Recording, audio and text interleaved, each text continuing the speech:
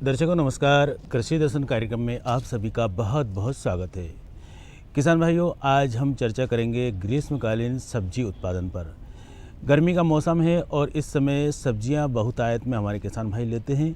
इसके साथ ही साथ कुछ किसान भाई ऐसे भी हैं जो सब्जियों के अलावा दूसरी फसलें भी लेते हैं, लेकिन काफ़ी कुछ हमें तैयारियां करनी पड़ती है। किसान भाइयों, गर्मी के मौसम में यदि बेहतर सब्जी उत्पादन लेना है तो हमारे जो विषय विशेषज्ञ होते हैं वो जो सलाह देते हैं उस पर चलना बहुत ज़रूरी होता है। और खुशी की बात है कि आज हमारे साथ में है डॉक्टर निशित गुप्ता जी, जो कि उद्यानिकी विशेषज्ञ है, वैज्ञानिक है और वो कृषि विज्ञान केंद्र देवास से हमारे बीच में पधारे हैं। गुप्ता साहब, आपका कार्यक्रम में बहुत बहुत स्वागत है। धन्यवाद। नमस्कार। किसान भाइयों, गर्मी के मौसम में जब सब्जियों की बात की जाती है तो सबसे पहले हमारे जहन में यही बात आती है कि सब्जियों के लिए बीज कौन सा होना चाहिए, क्योंकि बेहतर बीज होता है तो सब्जियों का उत्पादन भी बेहतर होता है। गुप्ता जी, आप बताएं कि इस समय कौन कौन सी सब्जियां लगाई जा सकती है और उनके लिए कौन कौन से किस्म के बीज बेहतर होंगे। जी, हमारा जो वर्तमान मौसम है गर्मी का, उसमें हमारे किसान भाई मुख्य रूप से भिंडी, कद्दू वर्ग की सब्जियां, जिसके अंतर्गत गिलकी, लौकी, करेला, तरबूज, खरबूज, कद्दू, टिंडा इत्यादि सब्जियां आती हैं। साथ में जायद, लोबिया इत्यादि सब्जियों की खेती कर सकते हैं। और यदि किसान भाई ज़्यादा से ज़्यादा लाभ और उत्पादन प्राप्त करना चाहते हैं तो उनको विशेष रूप से उन्नत किस्मों पर विशेष ध्यान देना पड़ेगा। और हमारे यहाँ जितने भी देश में अलग अलग संस्थाएं, उनके यहाँ से विभिन्न प्रकार की प्रजातियाँ विकसित की गई हैं, जिसमें अगर हम बात करें लौकी की, तो लौकी में काशी गंगा, पूसा नवीन, पूसा समृद्धि, पूसा मेघदूत इत्यादि किस्में विकसित की गई। इसी प्रकार से गिलकी में काशी सौम्या, काशी श्रेया, काशी ज्योति, पूसा चिकनी इत्यादि किस्में हैं। भिंडी की अगर हम बात करें तो पूसा A4, पूसा अनमोल, पूसा सावनी इत्यादि किस्में, काशी विभूति भी भिंडी की किस्में, उसका भी उपयोग किसान भाई कर सकते हैं। अगर हम तरबूज की बात करें, तरबूज भी एक बहुत ही ज़्यादा लाभ देने वाली फसल है। तरबूज में दुर्गापुर मीठा, दुर्गापुर केसर, शुगर बेबी इत्यादि किस्में हैं। खरबूज की बात करें तो हरा मधु, काशी मधु इत्यादि किस्में हमारे किसान भाई उपयोग कर सकते हैं। साथ में विभिन्न जो प्राइवेट संस्थाएं, उनकी भी विभिन्न प्रजातियाँ उपलब्ध हैं मार्केट में, उनको भी किसान भाई लगा सकते हैं। डॉक्टर गुप्ता जी, आपने जो उन्नत किस्में बताई, जाहिर सी बात है कि हमारे किसान भाई जो है इन किस्मों का उपयोग करेंगे, लेकिन फ़िलहाल जो है कद्दू वर्गीय फसलों में जो अगेती किस्मों की हम बात करते हैं तो कौन कौन सी प्रमुख अगेती किस्में हैं। मुख्य रूप से अगर हम लौकी की बात करें तो पूसा नवीन है, पूसा समृद्धि है, पूसा विशेष है, ये लौकी में है। गिलकी में काशी सौम्या है, पूसा चिकनी अगेती किस्में हैं। साथ ही किसान भाई यदि ज़्यादा से ज़्यादा लाभ प्राप्त करना है तो अगेती फसल भी लगा सकते हैं। लेकिन चूँकि देखा गया है कि जो कद्दू वर्गीय सब्जियां होती हैं मुख्य रूप से ग्रीष्मकालीन फसल है, और यदि किसान भाई ज़्यादा से ज़्यादा लाभ प्राप्त करना चाहते हैं तो उसके पौधे भी तैयार कर सकते हैं ठंड के मौसम में। और जैसे ही गर्मी का मौसम शुरू होता है 15 फरवरी के बाद, उस जो रोप है, पौध है, उसको मुख्य खेत में लगा सकते हैं, जिससे कि उनकी फसल जो है समय से 1.5 महीने पहले आ जाती है और मार्केट में उनको अपने उत्पाद का उचित लाभ मिलता है। तो विभिन्न प्रकार की तकनीक है, जैसे प्लास्टिक ट्रे है, पॉलीटनल तकनीक है, इत्यादि तकनीकों का प्रयोग करते हुए किसान भाई अगेती फसल प्राप्त कर सकते हैं। गुप्ता जी, जो अगेती फसल प्राप्त करने के लिए आपने जो टेक्निक बताई है, जाहिर सी बात है कि हमारे किसान भाई उन तकनीकों का जो है इस्तेमाल ज़रूर करेंगे। जहाँ तक कद्दू वर्गीय फसलों में जो पादप हार्मोन की बात आती है, कई बार हमारे किसान भाई जो है इस बात को नहीं समझ पाते हैं, क्योंकि अफलन की स्थिति होती है या कम फल लगते हैं तो उसकी वजह पादप हार्मोन माना जाता है। तो डॉक्टर गुप्ता जी, आप बताएं कि पादप हार्मोन का कद्दू वर्गीय फसलों में कितना महत्व होता है। देखिए, जहाँ तक कद्दू वर्गीय सब्जियों की बात है, हमारे किसान भाइयों को विशेष रूप से ध्यान देना चाहिए कि जितनी भी कद्दू वर्गीय सब्जियाँ हैं, चाहे खीरा हो, लौकी हो, गिलकी हो, करेला हो, तरबूज हो, खरबूज हो, ये मुख्य रूप से मोनोसियस किस्में हैं। मोनोसियस किस्म का मतलब ये होता है कि इसमें नर और मादा फूल अलग अलग आते हैं। तो यदि किसान भाई ज़्यादा से ज़्यादा उत्पादन प्राप्त करना चाहते हैं तो वो सबसे पहले यह प्रयत्न करें कि उसमें कैसे मादा फूलों की संख्या बढ़ाई जाए। प्रायः ऐसा देखा गया है कि इन सब्जियों में प्रत्येक 20 से 30 नर फूलों के बीच में एक मादा फूल होते हैं, और जितना भी हमारा फूल से फल जो परिवर्तित होता है वो मादा फूल में ही परिवर्तित होता है। तो इसके लिए हमें मादा फूलों की संख्या बढ़ाने की आवश्यकता है। तो मादा फूलों की संख्या यदि किसानों को बढ़ाना है, मार्केट में विभिन्न प्रकार के पादप हार्मोन उपलब्ध हैं, जैसे कि इथ्रल है, मैलिक हाइड्रोजाइड है, जिबेलिक एसिड है। इसकी इथ्रल की 50 से 100 ppm मात्रा, जिबेलिक एसिड की 25 ppm मात्रा, मैलिक हाइड्रोजाइड की 50 ppm मात्रा का प्रयोग किसान भाई यदि 2 पत्ती अवस्था और 4 पत्ती अवस्था में, जो कि बोने की 20 से 25 दिन के बाद की स्थिति होती है, उस समय यदि इन हार्मोन्स का छिड़काव करते हैं तो निश्चित रूप से मादा फूलों की संख्या बढ़ती है, नर फूलों की संख्या कम होती है और निश्चित रूप से किसान भाइयों को ज़्यादा से ज़्यादा लाभ प्राप्त होता है। बिल्कुल। गुप्ता जी, आपने बताया कि जो हार्मोन्स है, पादप हार्मोन्स है, उनका प्रयोग हमारे किसान भाई करेंगे तो जो अपहलन की स्थिति है वो जो है दूर हो जाएगी। इसके साथ ही साथ और भी जो दिक्कतें आती हैं वो भी जो है पादप हार्मोन से दूर हो सकती है। गुप्ता साहब, ये बताएं कि जो सब्जी उत्पादन में बेहतर तकनीक का इस्तेमाल करते हैं हमारे किसान भाई, तो वो कौन कौन सी तकनीकी है जिनका अगर इस्तेमाल करते हैं तो अच्छा उत्पादन मिलेगा? किसान भाइयों यदि ग्रीष्म काल में विभिन्न प्रकार की सब्जियों की खेती करते हैं तो मुख्य रूप से उनको 2 तकनीकों का प्रयोग निश्चित रूप से करना चाहिए। पहली तकनीक है बूंद बूंद सिंचाई, जिसको हम टपक सिंचाई कहते हैं, और दूसरी तकनीक है पलवार का प्रयोग।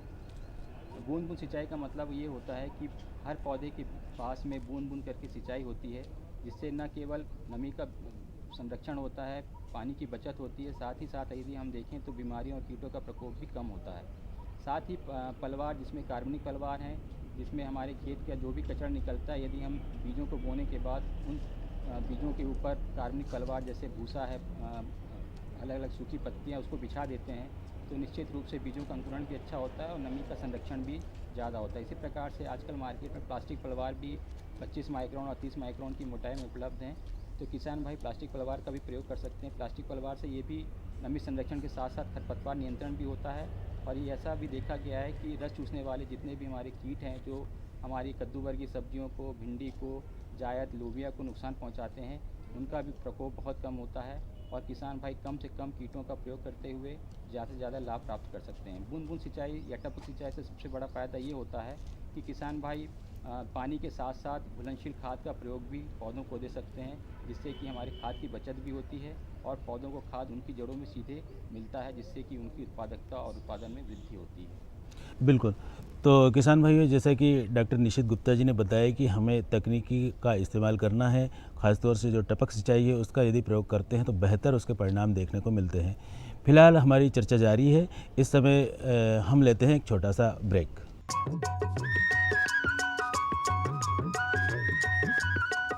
अरे भाई, सुना नहीं क्या? केसीसी ने किसानों का जिंदगी बदल दिया है।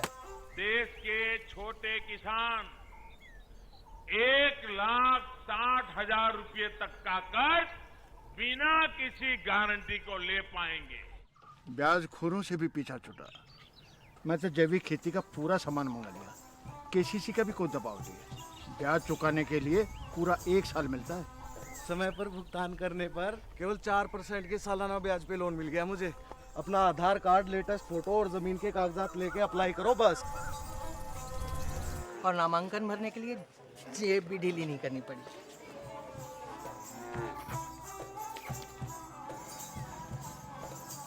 चाचा, उधार चुकाने के 24 घंटे के बाद उतने ही पैसे वापस निकाल सकते हैं।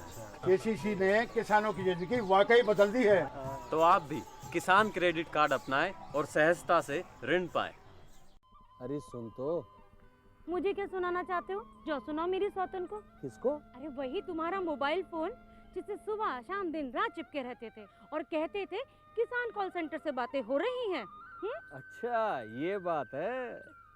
हाँ, क्यों? क्या हुआ? अब बात नहीं होती क्या? अब तो झट से बात हो जाती है। संबंधी समस्याओं का अपनी भाषा में तुरंत हल पाने के लिए पूरे भारत में किसी भी फोन से हेल्पलाइन नंबर पर संपर्क करें। किसानों का दोस्त किसान कॉल सेंटर।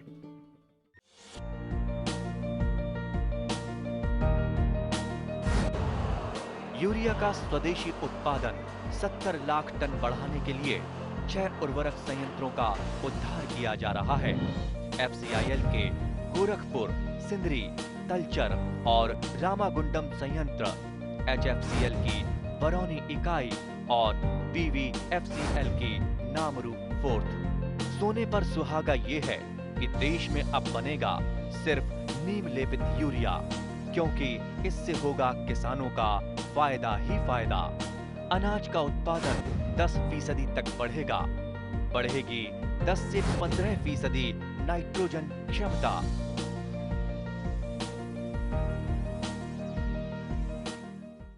दर्शकों, कृषि दर्शन कार्यक्रम में पुनः आपका स्वागत है। हम चर्चा कर रहे हैं ग्रीष्मकालीन सब्जी उत्पादन पर।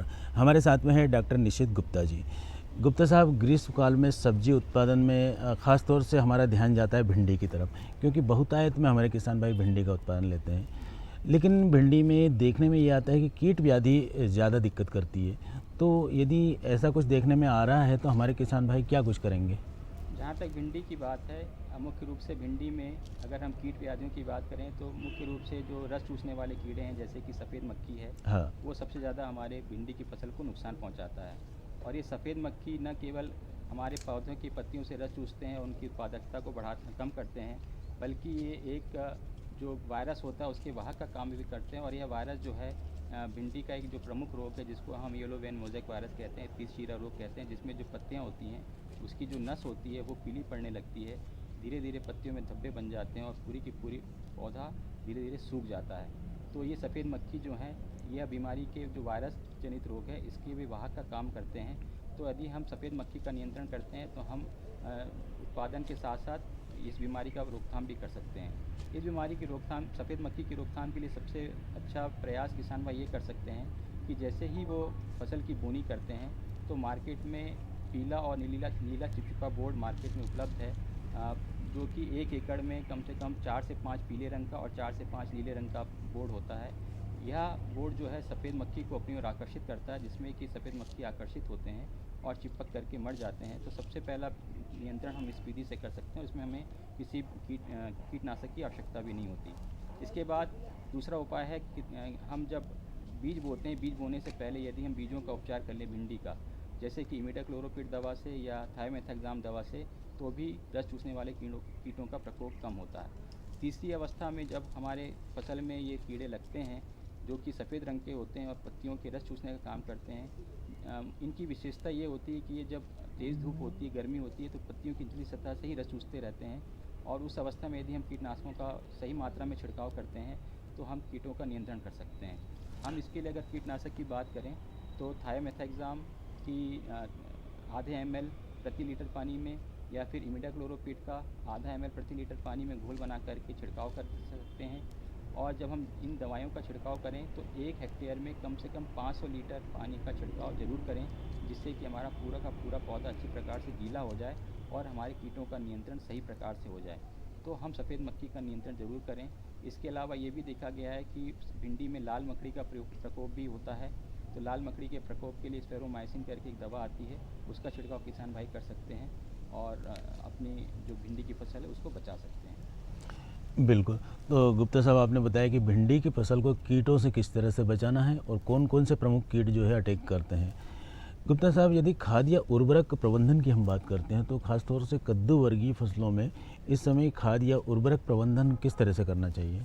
कद्दू वर्गीय सब्जियों में मुख्य रूप से अगर हम मुख्य पोषक तत्व की बात करें तो कद्दू वर्गीय सब्जियों को सामान्यतः 80 से 100 किलोग्राम नाइट्रोजन, 50 से 80 किलोग्राम फास्फोरस और 40 से 50 किलोग्राम पोटाश प्रति हेक्टेयर की आवश्यकता होती है।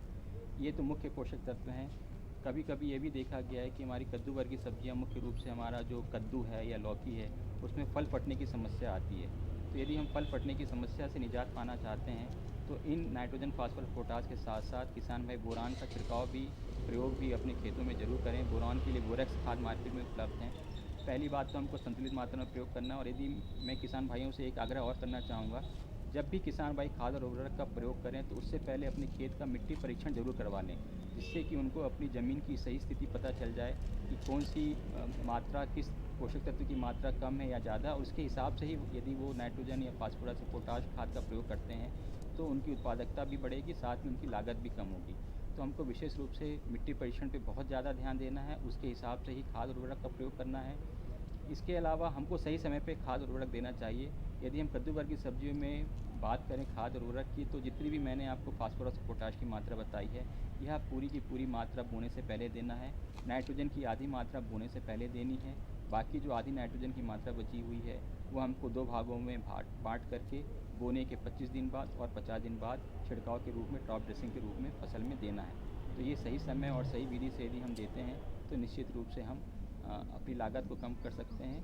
धन्यवाद। गुप्ता साहब, आपने कद्दू वर्गीय फसलों में जो कि उर्वरक प्रबंधन है उसके विषय में तो बताया, भिंडी चूँकि मुख्य फसल है, तो भिंडी में किस तरह से उर्वरक का प्रयोग करना चाहिए? भिंडी में मुख्य रूप से हम अगर बात करें तो नाइट्रोजन 100 किलोग्राम प्रति हेक्टेयर, फास्फोरस 50 किलोग्राम प्रति हेक्टेयर और पोटाश 50 किलोग्राम प्रति हेक्टेयर आवश्यकता होती है। इसमें भी नाइट्रोजन की आधी मात्रा और फास्फोरस और पोटाश की पूरी मात्रा हमको बोने से पहले जब खेत तैयार करते हैं उस समय हमको देनी है। फिर जो हमारी आधी नाइट्रोजन बची हुई उसको फिर 2 बराबर भागों में बांट करके 30 दिन बाद और 50 दिन बाद बोने के हमको उसका प्रयोग खड़ी फसल में टॉप ड्रेसिंग के रूप में करना है। गुप्ता साहब, आपने टॉप ड्रेसिंग की बात की, क्योंकि इसी तरह से और भी जो है तकनीकी है वो इस्तेमाल की जाती है।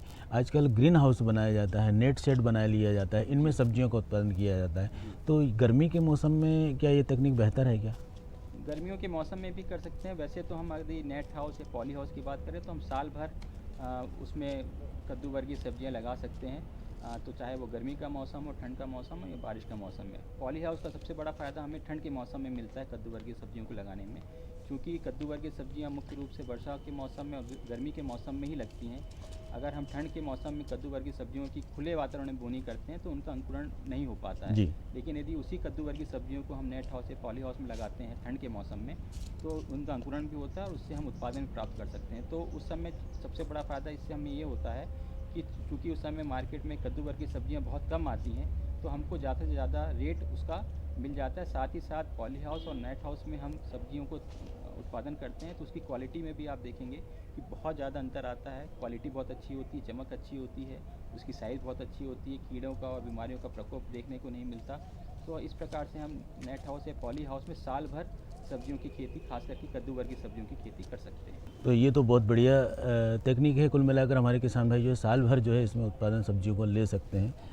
गुप्ता साहब, चलते चलते हम आपसे ये जानना चाहेंगे कि हमारे किसान भाई यदि गर्मी के मौसम में सब्जी की खेती कर रहे हैं, सब्जी का बेहतर उत्पादन उन्हें लेना है, तो वो कौन कौन सी तमाम बातें हैं जिनका उन्हें ध्यान रखना होगा ताकि विपुल उत्पादन मिल सके? अच्छा, एक बात आप ये भी ज़रूर बताएं कि जो सब्जियों का आजकल कुछ सब्जियां ज़्यादा उत्पादित हो जाती है और कुछ सब्जियों का मार्केट में बहुत ज़्यादा टोटा हो जाता है, तो ये बैलेंस कैसे बना कर रखें हम? सबसे पहले तो जो हमारी अधिक उत्पादन प्राप्त करना चाहते हैं यदि हमारे किसान भाई, तो सबसे पहले तो उन्नत किस्मों का प्रयोग करें। टपक सिंचाई और प्लास्टिक पलवार या कार्बनिक पलवार का प्रयोग करें, जिससे कि हम सही मात्रा में खाद भी दे सकते हैं और कीड़ों और बीमारियों से मुक्त होते हुए ज़्यादा से ज़्यादा सब्जियों का उत्पादन कर सकते हैं। साथ ही ये भी देखा गया है कि हमारे किसान भाई जो कद्दू वर्गीय सब्जियां हैं, चूँकि ये बेल वाली फसलें हैं और यदि हम उसको स्टैकिंग करते हैं, स्टैकिंग का मतलब है यदि हम उसको बांस लगा करके उसको उस बांस में, या आजकल मार्केट में नायलॉन की जालियाँ भी मिलती हैं, उस नायलॉन की जालियों में यदि हम उसकी बेल को चढ़ा देते हैं तो जो फल सड़न की समस्या आती है, क्योंकि हम खेत में जब पानी देते हैं और खेत में यदि ज़मीन में फल लगा हुआ है और जब पानी देते हैं तो पानी में उस ज़मीन के सटे रहने के कारण फल के सड़ने की समस्या ज़्यादा हमको देखने को मिलती है। क्योंकि बेल वाली फसल को जब हम चढ़ा देते हैं तो वो ज़मीन के सीधे संपर्क में नहीं आ पाता है, तो हम सड़न से भी बचा सकते हैं, उससे ज़्यादा लाभ प्राप्त कर सकते हैं। और जो एक बैलेंस बनाने की बात कही थी, कई बार देखते हैं कि टमाटर ज़्यादा हो जाते हैं या प्याज जो है बहुत कम हो जाते हैं तो उनका शॉर्टेज हो जाता है, तो इसको कैसे मेंटेन करें हमारे किसान भाई? इसको बैलेंस बनाने के लिए हमारे किसान भाइयों को ही प्रयास करना पड़ेगा, क्योंकि किसान भाई जिस चीज़ का रेट या जिस सब्जियों का रेट मार्केट में ज़्यादा मिलता है उस सब्जियों को ज़्यादा एरिया में लगाने का प्रयास करते हैं। तो मेरा किसान भाइयों से आग्रह यही होगा कि भी अपने खेत में सभी प्रकार की थोड़ी थोड़ी फसलें लगाएं। यदि उनका 1 हेक्टेयर का खेत है तो उसको 4 भागों में विभाजित कर लें और हर भाग में एक सब्जियां लगाएं। तो इस प्रकार से मार्केट में एक सब्जियों का ज़्यादा नहीं आएंगी और किसानों को ज़्यादा से ज़्यादा लाभ प्राप्त हो सकेगा। तो मेरा किसान भाइयों से आग्रह यही है कि वे केवल एक सब्जियों पर निर्भर न रहते हुए कम से कम 3 से 4 सब्जियों का समावेश अपनी खेती में करें, जिससे कि वो मार्केट में हर प्रकार की सब्जी ले जाएं और उनको मार्केट में रेट अच्छा मिल सके। बिल्कुल। तो डॉक्टर निशित गुप्ता जी, आप यहाँ पर आए, इतनी महत्वपूर्ण बातचीत की, खासतौर से ग्रीष्मकालीन सब्जियों की खेती के बारे में आपने विस्तार से चर्चा की, आपका बहुत बहुत धन्यवाद। और किसान भाइयों, जैसा कि आज की इस बातचीत से आपने अंदाज़ा लगाया होगा कि यदि ग्रीष्मकाल में हमें बेहतर सब्जी का उत्पादन लेना है तो कुछ तकनीकें हमें अपनानी होगी। इसके साथ ही साथ बेहतर जो है उर्वरक प्रबंधन करना होगा और उन्नत किस्मों का हमें प्रयोग करना होगा। आज के कार्यक्रम में इतना ही। अगले कार्यक्रम में हम पुनः मिलेंगे, तब तक के लिए हमें दें आज्ञा और आप देखते रहें खबरें खेती की।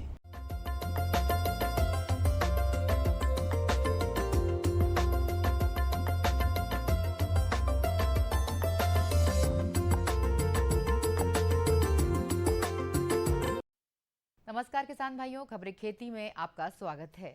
आइए नजर डालते हैं आज की कृषि की मुख्य खबरों पर। आग से हुई फसल क्षति की भरपाई करेगी सरकार। जायद मूंग में कीट नियंत्रण, कपास की खेती, रिवर्सिबल प्लाऊ और कृषि सलाह। और अब खबरें विस्तार से।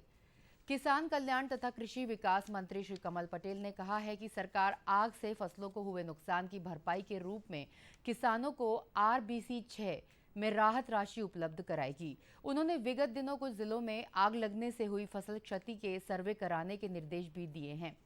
श्री पटेल ने बुधवार को ग्राम उंदरा खेड़ी में आयोजित कार्यक्रम में कहा कि होशंगाबाद के ग्राम बुधवाड़ा से उंदरा खेड़ी तक के मार्ग का उन्नयन 4 करोड़ 50 लाख रुपए से किया जाएगा। यह राशि मंडी निधि से व्यय की जाएगी। उल्लेखनीय है कि विगत दिनों प्रदेश के अनेक जिलों में किसानों की खेतों में खड़ी फसल में आग लगने की घटनाएं सामने आई हैं, जिस पर राजस्व मंत्री श्री गोविंद सिंह राजपूत ने भी बयान जारी कर उन किसानों की क्षतिपूर्ति की बात कही है। उन्होंने कहा है कि आग या प्राकृतिक आपदा से फसलों को नुकसान होने पर किसान बिल्कुल भी चिंता न करें। क्षतिग्रस्त फसल के एक एक दाने की भरपाई सरकार करेगी। प्रदेश सरकार किसानों की हर मुसीबत में उनके साथ है। उन्होंने इस मामले में त्वरित कार्रवाई के लिए प्रदेश के समस्त कलेक्टरों को पत्र जारी करके निर्देश प्रमुख राजस्व श्री मनीष रस्तोगी को दिए हैं। मंत्री श्री राजपूत रायसेन के बाड़ी बरेली एवं जैसी नगर सागर के ग्रामों में विगत दिनों खड़ी फसल में आग लग जाने से पीड़ित किसानों से मिले और उन्हें धीरज बंधाया। जायद मूंग में कीट नियंत्रण। जायद मूंग में फली, बीटल और कंबल कीट फसल बहुत नुकसान पहुंचाते हैं, जिससे फसल की 5 से 10% की हानि होती है। इसके नियंत्रण के लिए क्यूनोलफॉस 1.5% चूर्ण की 8 किलोग्राम मात्रा का प्रति एकड़ भुरकाव करें। वह क्यूनोलफॉस की तरल दवा 15 लीटर के पंप में प्रति पंप 30 लीटर दवा का घोल का स्प्रे 20 से 25 टंकी प्रति हेक्टेयर करें। कपास की खेती। किसान भाइयों, कपास की तैयारी अब पूरे जोर शोर पर है। इस समय खेत का पलेवा करके खेत की अच्छे से जुताई करें और समय पर आपको कोई परेशानी ना हो, इसके लिए खाद व बीज की व्यवस्था पहले से कर लें। अगर किसी किसान भाई के पास बीज रखा है तो उसको बुआई से पहले अंकुरण प्रतिशत जरूर जांच लें। बीज को खरीदते समय ध्यान रखें कि जो बीज आप बुआई के लिए खरीद रहे हैं वो उस क्षेत्र में अच्छा उत्पादन दे सके। बीज को खरीदते समय पक्का बिल अवश्य लेवें और बीज के बिल के ऊपर लॉट नंबर और बैच नंबर लिखवाएं और खाली थैलियों को भी संभाल कर रखें। Reversible plough. गर्मी के सीजन में मोल्ड बोर्ड रिवर्सिबल प्लाऊ यंत्र से 12 से 15 इंच गहरी जुताई की जाती है, जिससे खेत में खरपतवार एवं हानिकारक कीट इत्यादि नष्ट हो जाते हैं। खेत में नाली नहीं बनने से खेत समतल रहता है तथा गहरी जुताई से जमीन में जल धारण शक्ति बढ़ जाती है, साथ ही खेत की उर्वरा शक्ति भी बढ़ती है। और अंत में कृषि सलाह। मौसम विभाग ने किसानों को सलाह दी है कि ग्रीष्मकालीन सब्जियों जैसे भिंडी, बरबटी, मिर्ची एवं बैंगन की फसल में कीट व्याधियों का निरीक्षण करते रहें एवं आवश्यकता होने पर अनुशंसित कीट एवं कवकनाशकों का प्रयोग करें। आम एवं फलदार वृक्षों में फल की अवस्था में रस चूसक कीटों का प्रकोप बढ़ने की संभावना है। इनके रोकथाम हेतु सर्वांगीण कीटनाशक जैसे रोगोर, मेटासिस्टॉक्स 1.5 मिलीलीटर प्रति लीटर पानी में घोलकर बनाकर छिड़काव करें, खुले मौसम में करें। तो किसान भाइयों, आज खबरें खेती में बस इतना ही। अब मुझे आज्ञा दीजिए। नमस्कार।